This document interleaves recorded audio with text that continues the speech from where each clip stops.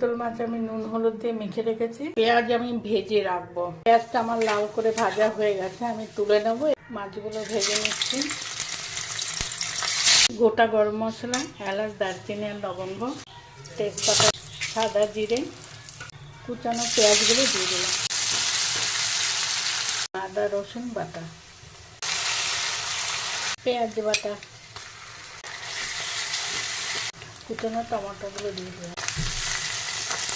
জিরের গুঁড়ো, ধনের গুঁড়ো, হলুদ, লঙ্কার গুঁড়ো।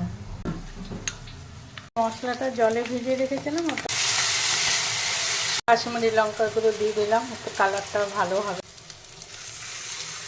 দিয়ে দিলাম সামান্য একটু মিষ্টি দিলাম। ভেজে রেখেছিলাম পেঁয়াজগুলো, ওগুলো মাছগুলো দিয়ে দিলাম।